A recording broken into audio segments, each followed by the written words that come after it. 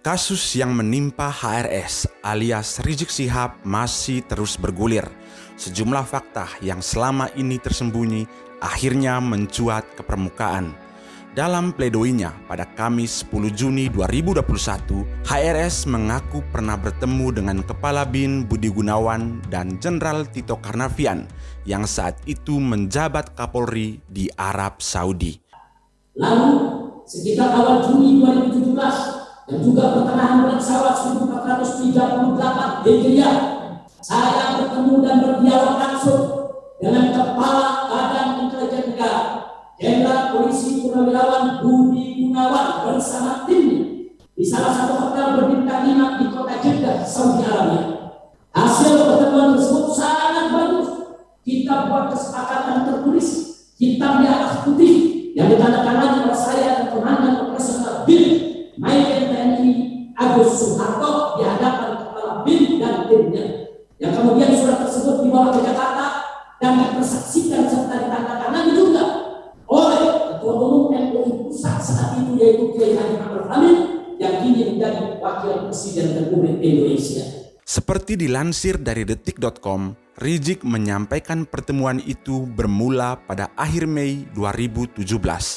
Kala itu, ex-Menko Polhukam RI, Jenderal TNI Purnawirawan Wiranto, menelponnya dan mengajaknya untuk berdialog guna rekonsiliasi. Kala itu, dia pun menyambut baik ajakan tersebut. Pada Juni 2017, Rizik pun bertemu dengan Budi Gunawan di salah satu hotel berbintang 5 di kota Jeddah, Arab Saudi. Rizik mengatakan hasil pertemuan dengan Budi Gunawan saat itu sangatlah bagus. HRS mengungkapkan ada kesepakatan tertulis yang dihasilkan dari pertemuan itu. Kesepakatan tertulis itu ditandatangani oleh Rizik dan Komandan Operasional BIN Mayor Jenderal TNI Purnawirawan Agus Suharto di hadapan Budi Gunawan. Surat itu, kata Rizik, kemudian dibawa ke Jakarta dan ditandatangani juga oleh Wakil Presiden Ma'ruf Amin yang saat itu menjabat Ketua Umum MUI Pusat.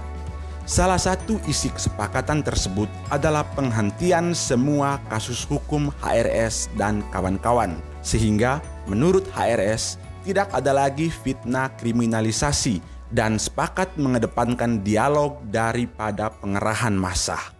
Kesepakatan itu juga berisi dukungan terhadap semua kebijakan pemerintahan Jokowi selama tidak bertentangan dengan ajaran Islam dan konstitusi negara Indonesia. Rizik kemudian mengungkap isi pertemuan dan dialog bersama Tito Karnavian.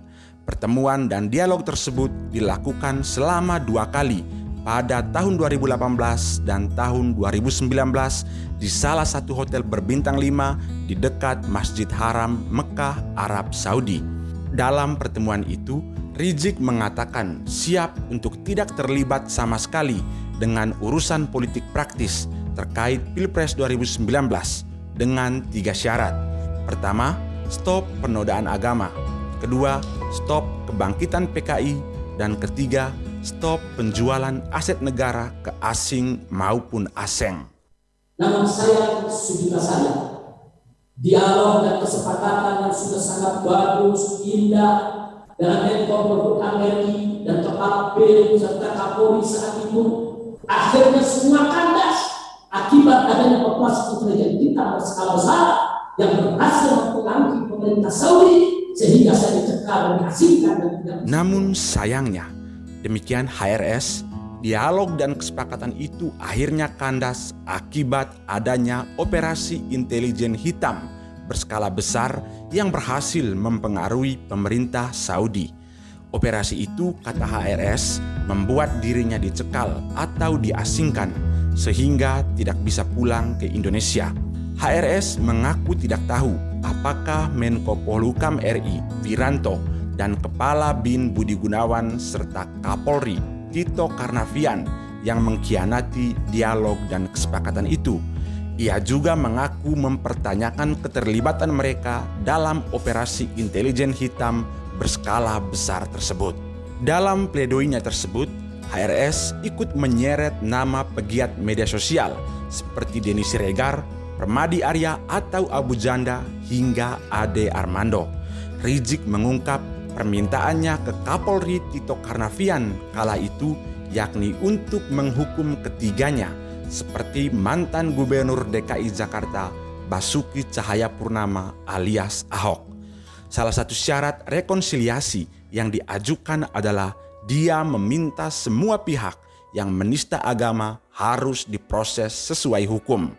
Karena itu, Rizik meminta Abu Janda, Ade Armando, hingga Denny Siregar diproses hukum seperti Ahok.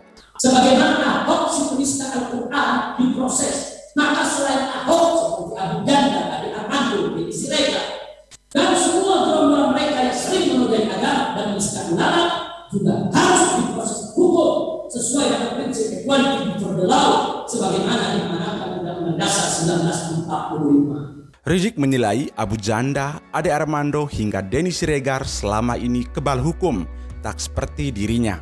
Menurut dia, meski sudah berkali-kali dilaporkan, Denny Siregar CS tidak pernah diproses dan ditangkap. Rizik pun menyebut kasusnya ini merupakan rekayasa. Dia menuding staf presiden bidang intelijen, Dias Hendro Priyono, ada di balik rekayasa tersebut. Rekayasa itu, kata Rizik, juga terlihat dari cuitan Denny Siregar yang menurutnya mengindikasikan ada perintah untuk menghabisinya.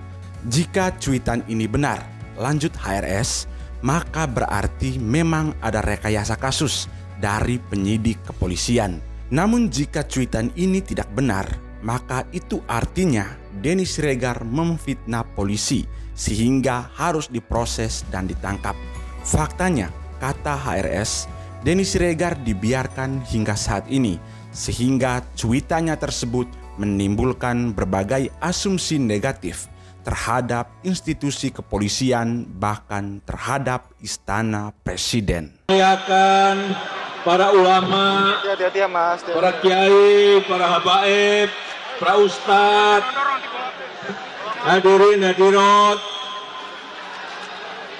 yang pada siang hari ini hadir.